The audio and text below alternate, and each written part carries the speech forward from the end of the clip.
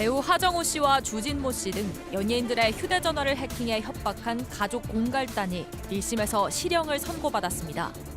재판부는 이들이 계획적이고 조직적으로 범행을 벌여 죄질이 매우 불량하다고 질타했습니다. 연예인을 상대로 금전을 갈취하려던 가족 공갈단 사건을 파헤쳐봅니다. 네, 배우 하정우 씨와 주진모 씨 등 연예인들의 휴대전화를 해킹하고 협박한 가족 공갈단의 1심 선고 공판이 열렸습니다. 이 사건 굉장히 관심을 많이 모았던 사건이죠. 맞습니다. 네. 지난 1월에 배우 주진모의 카카오톡 메시지가 공개가 되면서 네. 굉장히 관심을 모았던 사건인데요. 예. 카카오톡 메시지상에 상당히 자극적인 메시지들이 많아서 더욱 관심을 받았었는데 예. 알고 보니까 이 주진모의 개인 휴대전화를 해킹을 해서 지금 이 내용을 유출하겠다라는 협박을 받고 있는 상황이라는 게 밝혀졌고요. 네. 이후 이 서울지방경찰청에서 수사에 들어가서 그 해킹하고 이 협박한 이런 자매 가족 공갈단을 모두 구속해서 보냈습니다. 네. 네, 당시 하정우 씨도 협박을 당했지만 상당히 유연하게 대처를 했습니다.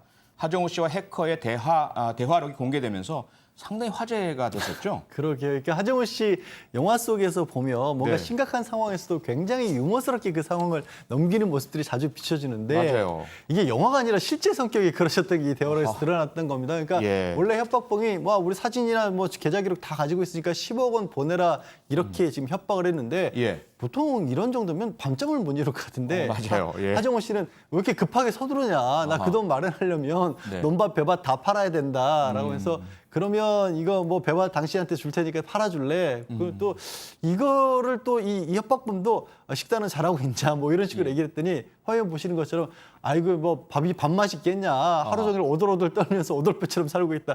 저런 유머가 어떻게 나오는지 모르겠는데 네. 더 중요한 건 저렇게 해서 시간을 끌면서 어떻게 해서 하정우 씨 본인이 해킹을 당했는지 단서를 찾아냈고요. 네. 그거를 경찰에 이 제공을 해서 결정적으로 이 해킹범을 오히려 역으로 검거를 하게 만들었다는 거죠. 예. 하정우 씨가 영화 테러 라이브의 주연을 맡으면서 아마 그 테러범과의 대화, 협박 상황 상당히 많은 그 학습을 하지 않았나 싶은데요. 김영선 기자, 그러면 이 범죄자들, 이 조직 공갈단 이들은 어떤 수법으로 연예인들을 협박한 거죠? 일단 개인 휴대전화를 일단 해킹을 했고요. 그다음에 삼성 그 클라우드 계정도 해킹을 했다고 합니다. 거기 담겨 있던 그래서 모든 내용들이 그 해커범들에게 넘어간 것이고요. 네. 지금 문제는 사실은 이런 해킹 과정이나 이 그 협박 과정을 계속 총괄했던 이 총괄책이 지금 중국에 있다는 겁니다. 그래서 아직 검거되지 않은 상황이어서 예. 지금 경찰에서는 국제 공조를 통해서 지금 수사를 이어가고 있는 상황입니다. 네. 연예인을 상대로 악의적인 협박과 공갈을 일삼은 사건인데요.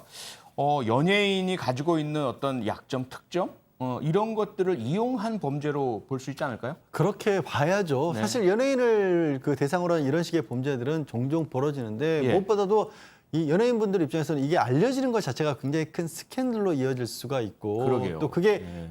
대중의 어떻게 보면은 신뢰라든가 애정이 연예인들에게 생명과도 같은 거 아니겠습니까? 그럼요. 이게 이 협박에서 빼앗기는 금원보다도 그렇게 해서 얻게 잃게 되는 손실이 더 크다고 판단할 경우에는 억울해도 그런 일이 없어도 어찌 보면은 이 금전 같은 걸 건네는 경우들이 종종 벌어지는데 예. 그걸 정확하게 파고 들었겠죠. 그렇죠. 어떻게 보면 유괴범들이 생명보다 더 소중한 아이를 유괴해서 부모로부터 많은 그런 그 돈을 뜯어내는 것과 유사한 방식 아니겠습니까?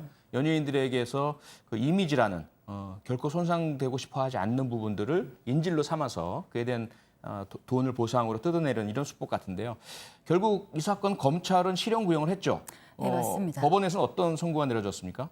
일단 자매와 남편들이 다 재판에 갔었는데요. 예. 이 여동생이 더 무거운 실형을 받았습니다. 어허. 동생 김 씨 같은 경우에는 징역 5년을 받았고요. 예. 남편 박 씨는 징역 2년 6월을 받았습니다. 어허. 언니는 좀 더 가벼운 형을 받았는데요. 네. 언니는 징역 1년 4월에 집행유예 2년, 그리고 남편은 징역 1년 6개월을 받았습니다. 양지열 변호사, 이 가족 공갈단이고 같이 범행을 했는데 왜 동생 부부는 더 무거운 형벌을 받고 언니는 더 가벼운 언니 부부는 더 가벼운 형벌을 받고 이렇게 된 거죠? 그래서 저 동생 부부가 같이 했다라고는 하지만 여러 가지 범죄를 같이 하는 과정에서 역할들이 좀 나누어져 있었던 아하. 부분이 있습니다. 근데 예. 동생 부부 같은 경우에는 직접적으로 어떻게 보면은 이 피해자들에게 받아낸 금액 자체가 6억이고 4억 9천만 원이고 굉장히 높은 금액을 동생 부부가 받아냈고요. 예. 이 언니 부부 같은 경우에는 직접적으로 자신들이 직접 피해자를 선정해서 받은 거는 이른바 몸캠 피싱을 통해서 한 100만 원 조금 넘는 돈,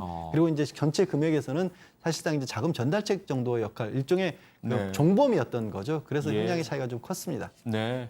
가족끼리 담합을 해서 범죄를 저질렀는데 상당히 흔치 않은 일 아니겠습니까?